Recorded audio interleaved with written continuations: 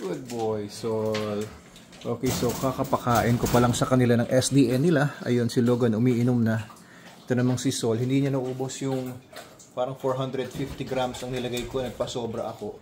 Hindi niya rin naubos. Kaya talaga ang pinaka-idea lang sa kanya, nasa mga 400 grams lang. Pero ayan, binabalik-balikan niya. Yan, oh. So nasa day 24 na ba tayo? Ayan, so more than 3 weeks na, 3.5 weeks na siya nandito sa akin, and malaki na po yung yung naging resulta. Meron lang isang nag-comment na para daw ang tagal daw ng resulta. Ewan ko lang kung bakit niya nasabi yon. Baka hindi niya nakita nung nagsimula ito dito. Sobrang payat talaga nito. Ito, maganda na po yung katawan niyan, si Sol, sa lagay na yan, sa day 24. Ayan, kumakain siya ng SDN. Wala tayong binibigay na kahit anong supplement kasi yung mga vitamins na kailangan niya, mga minerals, kumpleto na po, nasa SDN na po lahat yan. SDN 42 ito. SDN 42 original. Ayan, 1 meal a day na lang siya kumakain ngayon.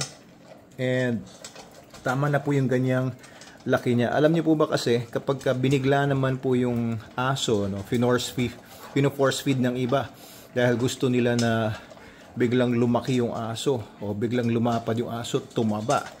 Pagka pino-force feed or binibigla yung pagbomba ng pagkain sa mga aso, meron din tinatawag na refeeding syndrome.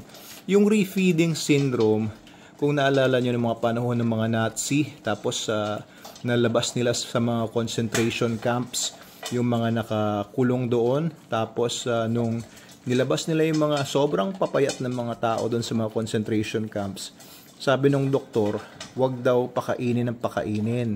Konti-konti lang. Hindi nila pwedeng busugin yung mga tao na yun. Alam nyo kung bakit? Kasi yung refeeding syndrome na yun, kapag nabigla yung katawan ng tao, tapos depleted kasi, no? Ang nangyayari kasi kapag pumapayat ang aso or tao, na de-deplete lahat ng kanyang mga muscles, pati yung fats niya, kinakain na ng katawan, tapos yung mga muscles nagde-degenerate na. So ang nangyayari, pati yung mga minerals ng katawan ng aso ay nade-deplete. Ngayon, kapag pinakain nyo kagad ng pinakain ng maraming pagkain yung asong sobrang nangayayat, ang mangyayari niyan, yung minerals na yon magkakaroon ng imbalance. Siyempre, kakain ngayon siya ng food, tapos magkakaroon ng imbalance o hihigupin ng mga cells niya yung mga minerals kagaya ng magnesium, potassium, calcium. Tapos, pwede pong magkaroon ng parang masyashock yung katawan ng aso. Ang mangyayari niyan, parang pwede siya magkaroon ng irregular heartbeat, biglang parang maaring mag-collapse yung aso, maaring manginig siya dahil nagkaroon bigla ng imbalance yung katawan niya. Kaya ang nangyari po sa ating pagre-rehab dito kay Sol, well, unang-una gusto ko talaga maging masaya muna siya.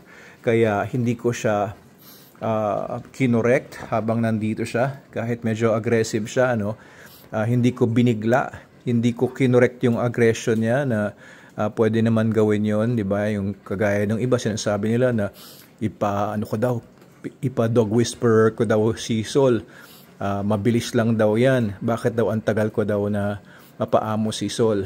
Ayoko kasi mabigla. Kasi kapag masaya yung aso, mas mabilis ang recovery niya in a natural way. So etong si Sol, naging masaya muna siya. Tapos unti-unti, 3 weeks na nga. This is the proper time na talagang nagno-normalize na or nagbabalanse na yung katawan ng aso. Pagka mga 2 to 4 weeks ay balance na yung katawan ng aso. After nung 2 to 4 weeks na yon, mga 2 to 3 months naman, magsa-start naman mag-build ng mga muscles. Magsa-start na ulit mag-build yung katawan niya, yung mga hinigop ng starvation or malnutrition, magsa-start na ulit mag-build yung mga muscles niya, yung mga organs niya. So mga 2 to 4 months yan, 2 to 3 to 2 to 4 months.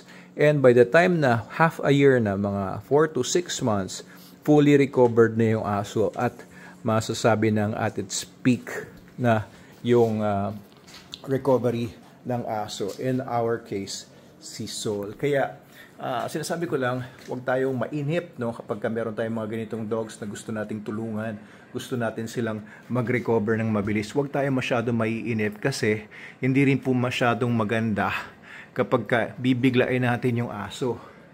Ayan. So, medically speaking po, yung refeeding syndrome na yon, napakahalaga po nun kung gusto natin na yung payat na aso kahit sa tao ay manumbalik yung muscle mass, yung body mass niya. Hindi po pwedeng biglain. Okay? Hindi kagaya si Logan o talagang ang kapal ng katawan nito. SDN lang din po ito. 10 years old na po ito. Magi 11 years old. SDN lang ang kinakain niya simula nung 1 year old siya, nung lumabas yung SDN nung 2015 or 2016. Tapos wala rin po mga supplements or whatsoever yan. Kaya yan po ang program natin dito kay Sol. Day 24 na ngayon. And na Monday na bukas. So yun lang po, share ko lang po sa inyo kung ano yung tamang proseso na ginagawa natin dito kay Sol. Hindi natin pwedeng biglain na basta bombahin na lang ng bombahin ng pagkain. So tama lang po yung nangyari kay Sol. 3 weeks na siya ngayon. So nagno-normalize pa lang yung katawan niya, nagbabalanse yung mga sangkap ng katawan niya. Magbe-build na ngayon siya ng muscles. For the next couple of months or 3 months, magsa-start na mag-build na yung mga musculature niya. At by the time na mga umabot na ng 6 months siya dito, sobrang ganda na po niyan. Yun po yung timeline natin. Okay, so para lang po maintindihan nyo yung timeline natin dito kay Sol, yun po yun.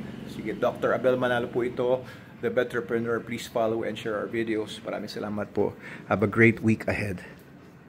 Siyempre, yung SDN natin, yung pinakamagandang nutrition na pwedeng matanggap ni Sol, no?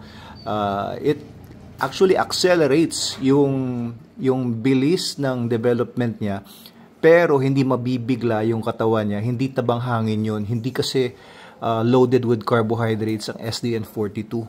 Mostly protein siya, animal material talaga siya. Kaya yung nagbe-build kay Sol ngayon is yung pagiging solid ulit ng bones niya, muscles, hindi po fats. Yun yung pinakamagandang pagkain para sa mga dogs, lalo na yung mga nagre-recover from emaciation or malnutrition. SDN42 po ang mai-recommend ko kasi yung talagang kailangan ng katawan niya ang binibigay natin, hindi lang yung para tumaba lang yung aso. Kapag yung dog food ay loaded with fats lang and carbohydrates, empty calories lang halos po yun. Ang kailangan talaga ng mga dogs ay protein sources, meats. Kaya yung SDN ang pinakamataas na meat content sa lahat ng mga dog foods. Kasi yun po yung dinesign ko para sa mga dogs namin sa Manalo K9. And sinishare po namin sa inyo.